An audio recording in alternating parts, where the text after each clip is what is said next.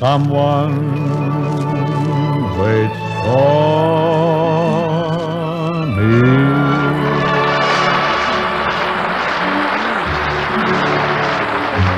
This is Ken Carpenter welcoming you to the Bing Crosby Show for Chesterfield. Produced and transcribed in Hollywood with John Scott Trotter and his orchestra, Judd Collins of the Bears and Bing's guests, Rose Marie and Louis Armstrong. And now, ladies and gentlemen, we bring you the Carrie Nation of the radio, Bing Crosby. What do you mean? Carrie Nation. Carrie Nation. Oh, thank you. Thank you, Mr. Carpenter. Would you mind holding my hatchet? I'll do that. Now, Carrie, don't tell me you've been going around to saloons again chopping up television sets. I sure have, and I wish all the good folks listening would shut off their televisions and flip their radios on. You're still trying to get the folks to see the light, huh, Carrie? And they can flip their lights on, too. That's right, folks. Turn on the lights. Get acquainted with the folks who are sitting around your living room. Yeah, everybody shake hands now. Yell out your names and get acquainted. Might be somebody sitting next to you who's wanted by the FBI. You get a big reward. Turn on your lights. Check on your company. You're really in a merry mood this evening. Pretty jazzy, Yes, but that's because, you know what happened? I feel What? very gay and very jolly because I got some lowdown on Hope. Bob? Oh, I've got the vine on that boy. I have zeroed in on him. Let's get it. I just got a letter from a friend of mine who made the trip to England on the Queen Mary with Bob. Oh, by the way, why did Bob go to England anyway? Well, there's a couple of theories about that. George Jessel has an interesting theory. He claims that Hope went over there to attend Danny Kaye's coronation. That sounds like more or less of a joke. I think so. Small one, but yeah, it's a little number. It's just a tiny one. But you know the real reason why he went over there? What? He went over to take a can of glass wax over for Douglas Fairbanks Jr.'s monocle. I guess the glass wax wholesale from Godfrey, of course, takes it off. Who gets it for nothing? But Bing, isn't Bob going to make some personal appearances in London, too? Just as soon as he finishes shining Doug's monocle, he's going to make a big appearance there. Oh, that boy sure loves to put on a show, doesn't he? He thrives on it. That's the understatement of the year. Thrives on it. Ken, like the spring flowers need the sunlight, Hope needs the spotlight. They tell me on the Queen Mary, he put on a show in the main ballroom, one in the card room, one in each cocktail room, one in the boiler room. He even put on a blindfold and did a show in the powder room.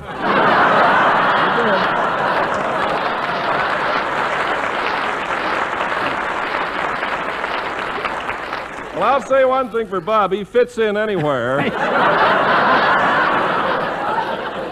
You're so right. I understand the first day he got to England, he made a very bold move. What'd he do? But he's always on the alert, on the qui-vive. He applied to the Labor government for a free girdle.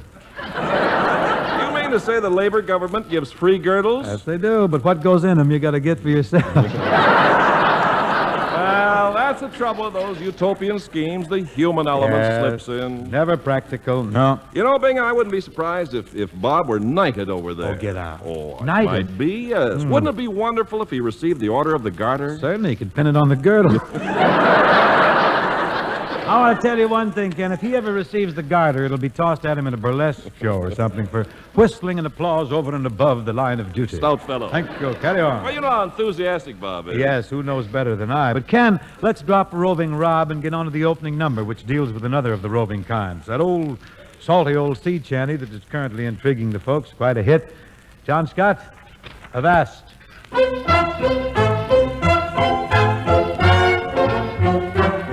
She had a dark and a roving eye, and her hair hung down in ringlets. She was a nice girl, a proper girl, but one of the roving kind. As I cruised out one evening upon a night's career, I spied a lofty clipper ship, and to her I did steer. I hoisted out my signals, which she so quickly knew, and when again I smiled at her, she immediately hove to. She had a dark and a roving eye, and her hair hung down in ringlets. She was a nice girl, a proper girl, but one of the roving kind. Oh, pardon me, she says to me, for being out so late. But if my parents heard of this, oh, sad would be my fate. My father is in politics, a good and righteous man. My mother tends our humble home, I help her all I can. He took her for some fish and chips and treated her so fine. And and hardly did he realize he was the roving kind. I kissed her lips, I missed her lips, and found to my surprise she was nothing but a pirate ship rigged up in a disguise. She had a dark and a roving eye, and her hair hung down in ringlets. She was a nice girl, a proper girl, but one of the roving kind. So come all ye good sailormen who sail the wintry sea, and come all ye apprentice lads, a warning take from me. Beware of lofty clipper ships, they'll be the ruin of you. For 'twas there she made me walk the plank and pushed me under too. She had a dark and a roving eye, and her hair hung down in ringlets. She was a nice girl, a proper girl, but one of the roving kind.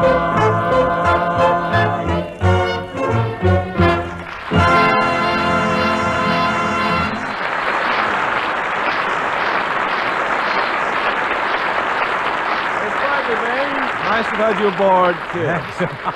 Nice to have you aboard. It's been Ducky. You like it? Thanks, Ken.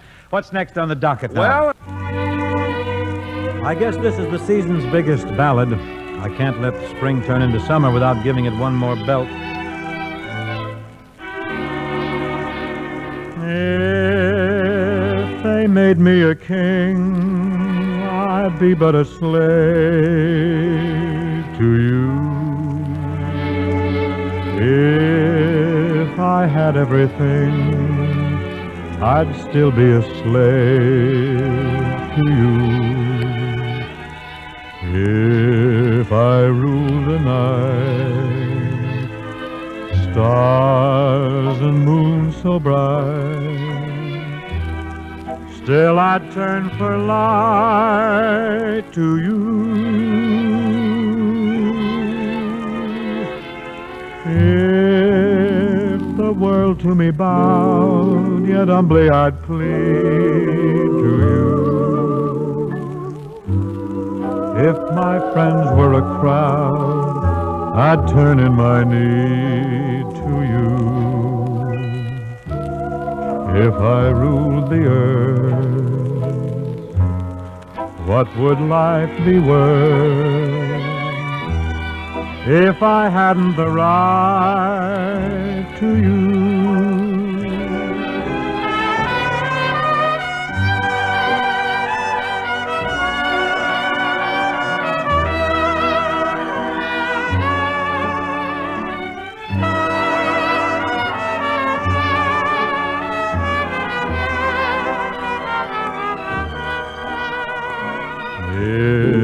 If I ruled the earth, what would life be worth if I hadn't the right to you?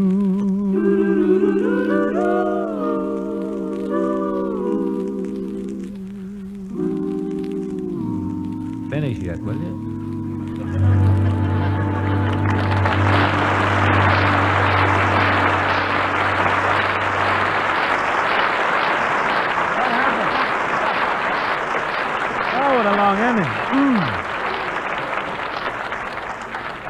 That's the longest ending in history, wasn't it?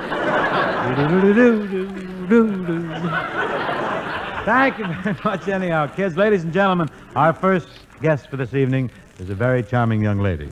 Very talented, too. A smashed, dynamite vocalist. Started out in show business, this girl, when she was just a baby.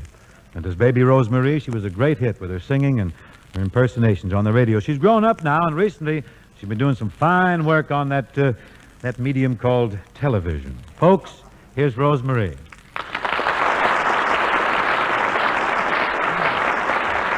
Thank you, Bing. Rose Marie, I want to bid you a warm welcome to the Chesterfield program. Of course, this isn't television. I know. But what is? I hope you'll be happy here, though. Oh, We're I'm trying, sure I will, Bing. Gee, apparently Bobby Guy, our trumpet player, is doing his best to give you some sort of a big send-off, Rose Marie. He must be a fan of yours or something. What is this? Well, I don't know how much of a fan he is, but he is my husband.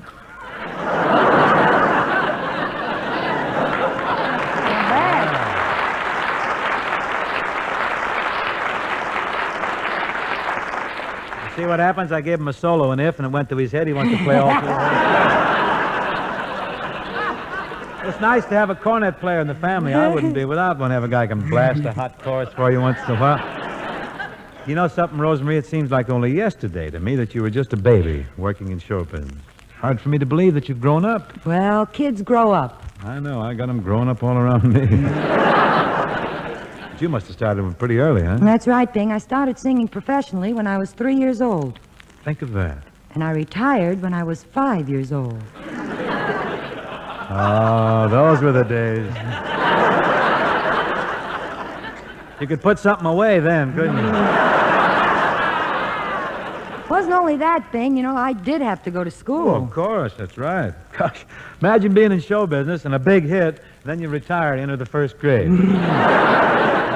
Why, you know, I could read variety before I even learned my ABCs. Really? When I was 14, I went back into show business. Uh-huh. Then I retired again when I was 18. Why did you retire then?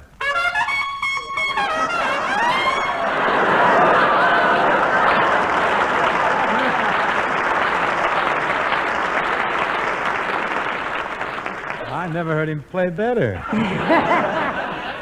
Imagine starting out to work when you're only 3 years old. That's fantastic. When did you start to work, Bing? Well, there's those who claim I haven't started yet.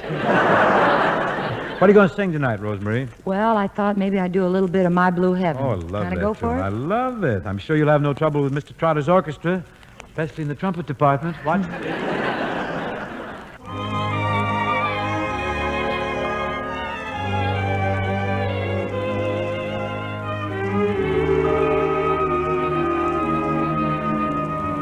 When whippoorwills call and evening is nigh, I hurry to my blue heaven.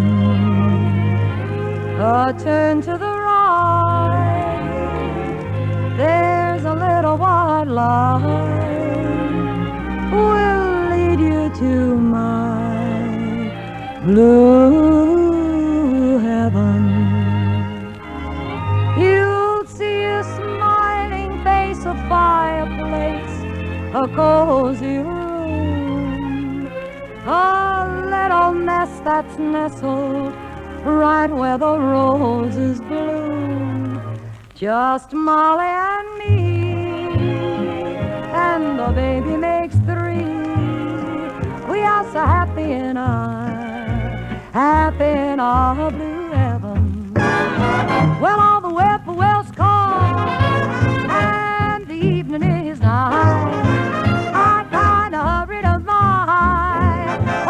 to my blue heaven. You make a turn to the right, and there's a little white line. It's gonna lead you to my blue heaven.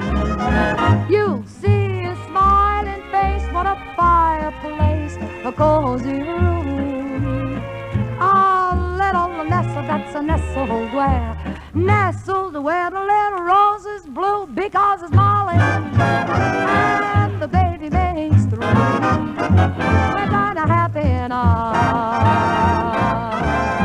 blue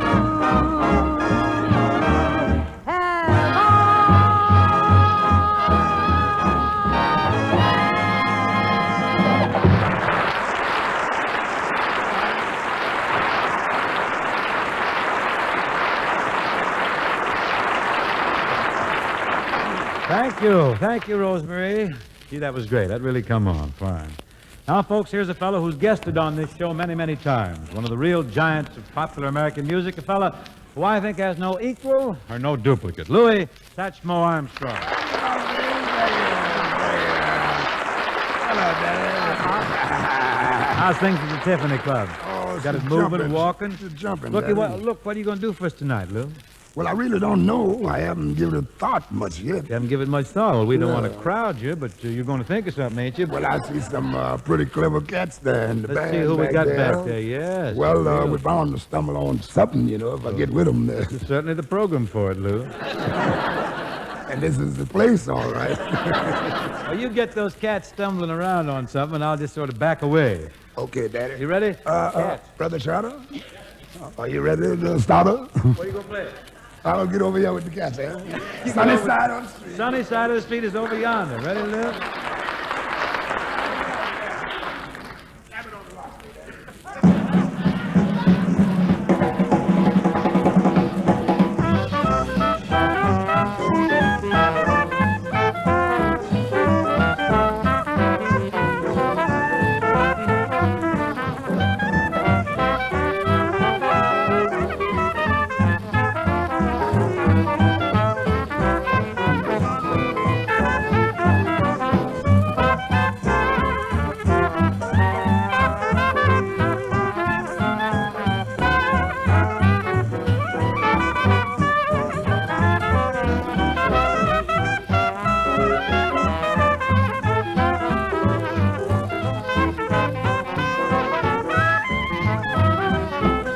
Grab your coat, grab your hat, leave your worries on the doorstep, baby.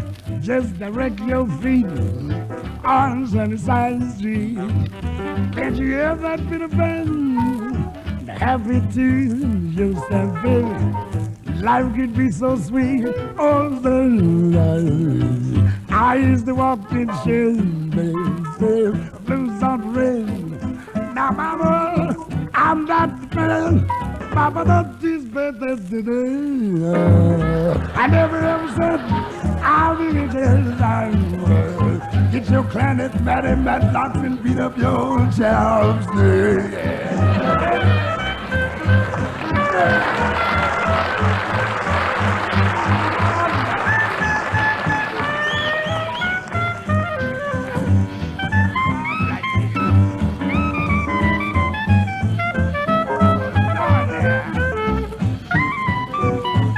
Brother Taylor coming up.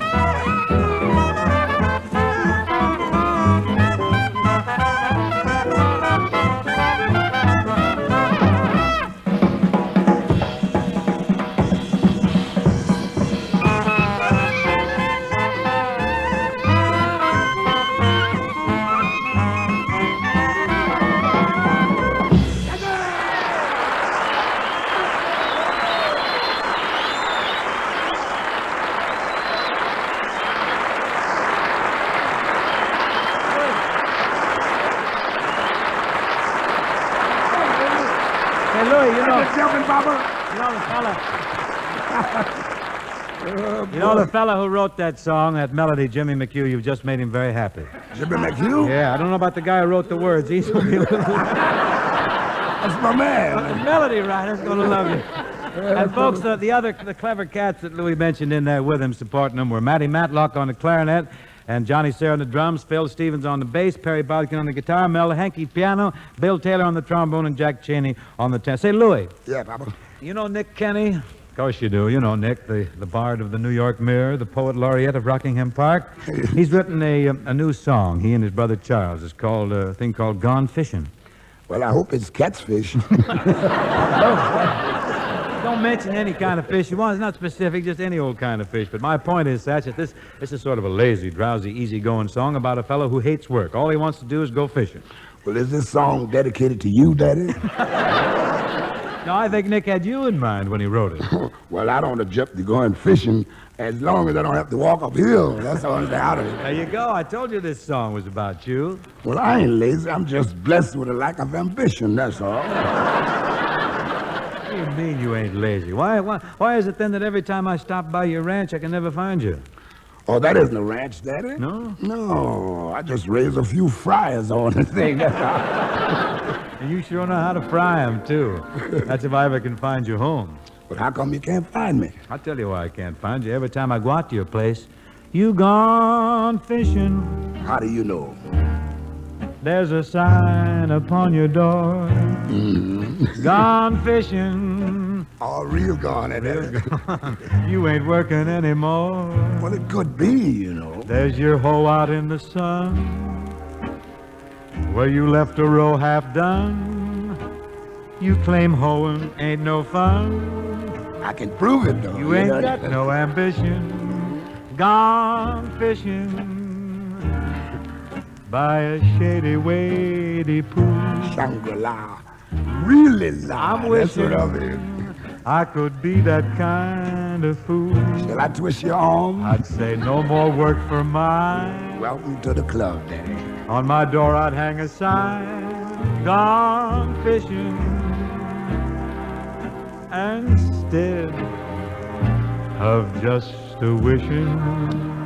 Papa Bing, Yeah. I've stopped by your place a time or two lately, and you weren't home either. Well, you I'm know a busy that. man, Louis. I got a lot of big deals cooking. I was probably tied up at the studio. You wasn't tied up, your dog. You just plain old gone fishing. There's a sign upon your dog. Well, don't blab it around, Pops. Keep it shady. Gone fishing. Got me a big one staked out. You ain't working anymore. I don't have to work. I got a piece of Gary. Cause I have the twins on that detail. They each take a side. don't give a darn. I give them 4 bits of cow and hand lotion. You just haven't seen it too long. Well, you taught me. You ain't got no ambition, gone fishing. Got your hound dog by your side. Old Cindy Lou. Gone fishing. Please ain't biting at your hide. Folks won't find us now because Mr. Sykes and Mr. Cross, we gone fishing instead of just a wishing. Oh, yeah.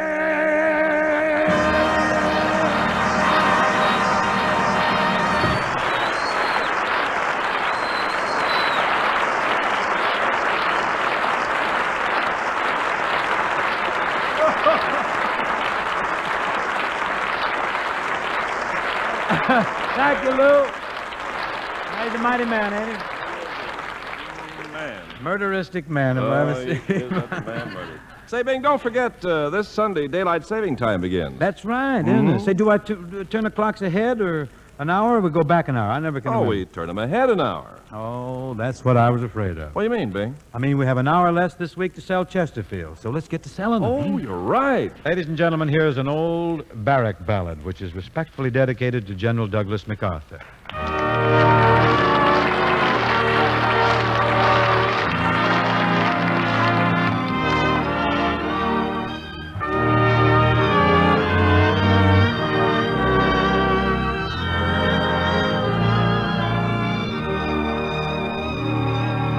All soldiers never die, never die, never die. All soldiers never die, they simply fade away. They simply fade away, fade away, fade away. They simply fade away upon a summer's day. This rain will never stop, never stop, never stop. This rain will never stop. No, oh no.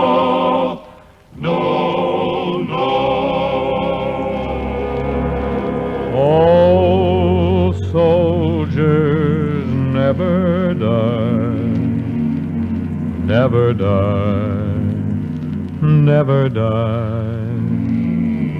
Oh, soldiers never die. They simply fade away.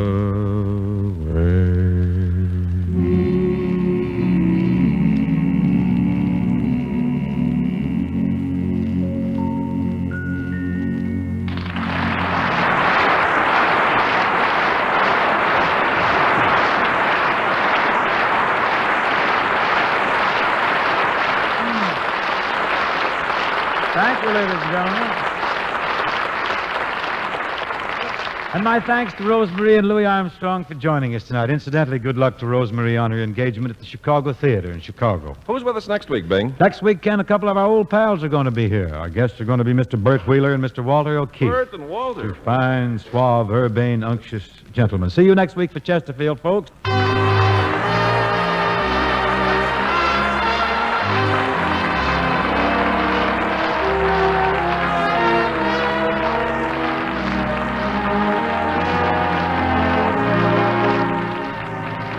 The Bing Crosby Show, presented by Chesterfield, was produced and transcribed in Hollywood by Bill Morrow and Murdo McKenzie. Tune in next week and hear Bing and his guests, Bert Wheeler and Walter O'Keefe.